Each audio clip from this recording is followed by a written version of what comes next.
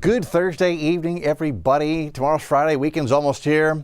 Okay, so today we'll make 22 days in a row at Bush Intercontinental Airport where we've had no measurable precipitation. We actually have had a couple, and I mean just one or two or three little showers pop up today with the increase in humidity, but that's been about it. We're about 2.5 inches behind the rainfall for the month. We're more than 10 inches behind for the year. So we need rain. As we look at across the area this evening in our headlines, Harris County now under a burn ban. They voted on that today. So outdoor burning is significantly restricted for Harris and surrounding counties. I'll show you the map here in a minute. Really almost everybody now under burn bans. Weekend rain chances, they do increase, especially Saturday afternoon, but it doesn't look widespread enough, or rain totals are not even high enough to really put a dent in the dry conditions.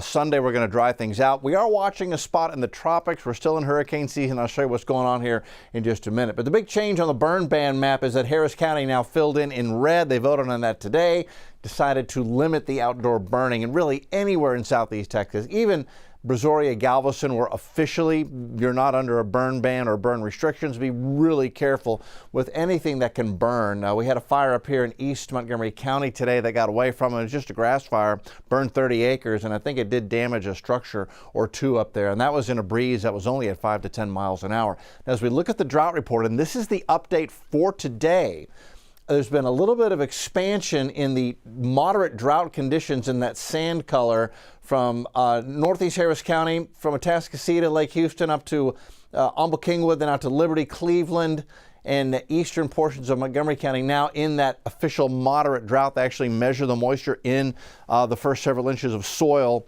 to get that measurement. Most of the area just officially dry, not in drought for most of Harris County, but because it's been very dry for a short period of time, everything is getting really crispy out there, especially with the grass. We look out to the west, so Brenham to Columbus, we're in that moderate drought. This is new.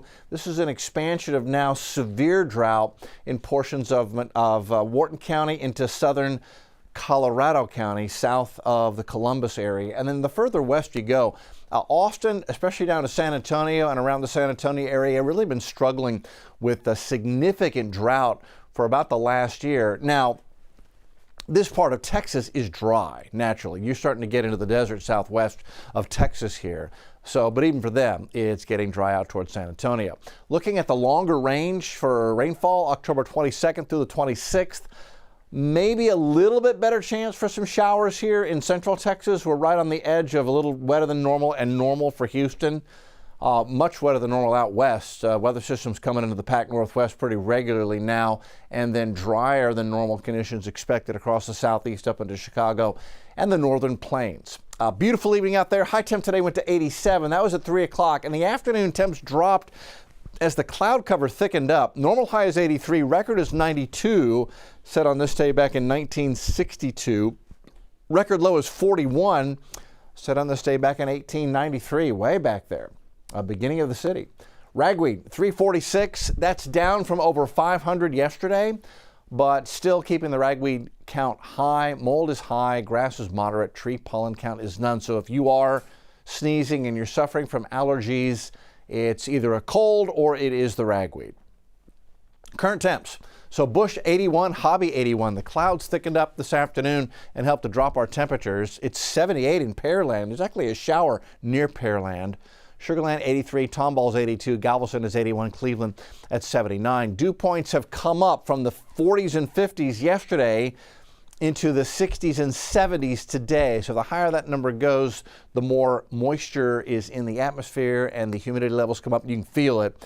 That humidity also going to lead to at least a slight chance for rain for the next couple of days. Now, looking at satellite radar, you can see we've got this plume of mid and high level cloudiness coming in off the Gulf of Mexico. But at low levels, we had some moisture come in too. Shower near Galena Park has now fizzled out as it got inside the 610 loop. Shower near the Hobby Airport area now fizzled out as it came up by 45. There's your little shower near the Pearland area at Friendswood, getting a little bit of action as well. Not much, but at least somebody's yard is getting a drink of water. Hey, that's a pretty good downpour near Texas City. I hope it's your yard that's getting a drink of water down here right now. Future track. So overnight tonight, things are relatively quiet, but look at the result of this onshore flow and the increase in dew points and humidity. By 7 o'clock in the morning, we get a few little showers popping up for the morning commute tomorrow morning. Take you into lunchtime, and you get the idea. There's a little better rain chance tomorrow. By lunchtime, isolated showers really anywhere from the coast into Montgomery County, maybe even in northern Grimes County by noon. And so it will be the entire area that has at least a chance for a scattered shower. It's not going to be widespread. I don't expect any storms tomorrow. You'll be lucky if you get a rain chance. Rain chance is going to stay at 30% tomorrow, so it's not a huge amount of coverage, but at least it is something. And then that rain chance lingers into 5, 6, 7 o'clock, then fizzles out for Friday evening and Friday night. Weekend. So Saturday, we've got this front approaching from the northwest. Now, most of the energy with this is going to be to the north, but there's enough humidity in place. Got that front coming in. It's going to lift the atmosphere a little bit, and so it's an enhanced rain chance going into Saturday afternoon. I say enhanced. We're going to leave it at a 40% rain chance. Some models are wetter than others with this rain chance on Saturday. I think 40% is a good compromise. I think just turn on notifications, so if you're out and about Saturday and you need to know if the rain's coming in, you'll get notified. And then after 2:33 in the afternoon Saturday into the evening, that rain pushes out. And then by Sunday, we get a northerly flow. The front does go through. There's not any cold air with this, but there is drier air. So once again, we've got this theme going this fall where we're not getting cold fronts, but we're getting dry fronts. And that little north breeze on Sunday is going to make for a beautiful day. We'll still be warm, but at least the humidity will drop on that northerly flow. Tropics. Things winding down, but October can bring a surprise. Nothing in the Gulf, nothing in the Carib right now, but as we get towards 6, 7, 8 days out, we've got about a 20% chance something develops here. That from the Hurricane Center. It's this wave way out here that we'll be watching. It hasn't developed yet, but it's not expected to develop until it gets into the Carib. This time of the year, you would expect development Caribbean, East Coast, Eastern Gulf. It gets very difficult to get development or storms to come as far west as Texas or Mexico this time of the year because of these fronts that are now coming in and just blocking everything to the south and east. Or sometimes they'll actually bottle up and trap storms down in the Caribbean and down to our south. So that's why it's tough to get storms in here.